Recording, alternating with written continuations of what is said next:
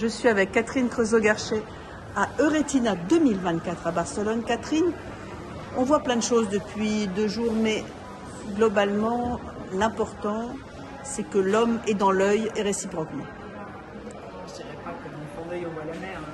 C'est pas ça, mais effectivement on est dans une période un petit peu intermédiaire où on essaye d'améliorer les qualités de l'imagerie, ce qui veut dire l'interprétation de l'imagerie, mais avec une interprétation la plus automatisée possible, ce qui ouvre la voie à l'intelligence artificielle. Et donc on essaie de mettre en face tous les facteurs systémiques de l'individu qui va avec le fond d'œil qu'on a pris en photo.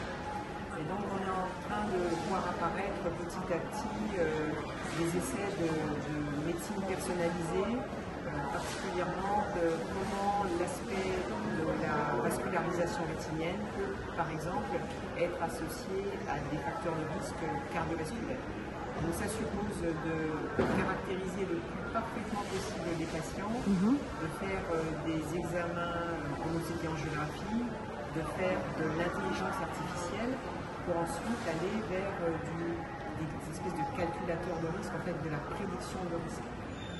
Pourquoi c'est important? Parce que si vous pouvez faire ça, ça veut dire que vous pouvez améliorer la qualité de vos traitements et puis surtout améliorer la qualité de toutes les stratégies de prévention. Prévoir un diabète, prévoir un Alzheimer, prévoir un... Exactement. Alors ce qui serait le mieux, c'est d'être capable de faire des stratégies de prévention. Ouais. Pour l'instant, les pathologies qui n'ouvrent pas de possibilités de prévention, que ce soit nutritionnelle, que ce soit thérapeutique, c'est compliqué de savoir que vous êtes à haut risque de. En revanche, les patients diabétiques, il faut probablement adapter les modalités de surveillance aux caractéristiques, pas simplement du fond d'œil, mais également général, systémique, biologique. C'est le but de l'étude des règles, mais on pourrait dire plus généralement, pas que chez le diabétique, mais également de quelle façon l'œil peut se positionner en miroir Non pas de l'âme, mais du corps. De la vascularisation générale. Ouais. Je crois que c'est vraiment ça.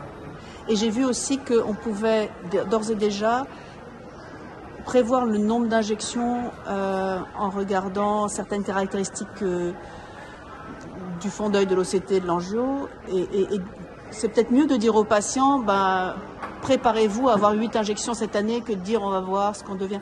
Je pense que l'intérêt, c'est qu'on redevient intelligent, mais un petit peu quand même. C'est-à-dire qu'on avait basculé dans cette espèce de situation où vous avez du fluide, on vous injecte.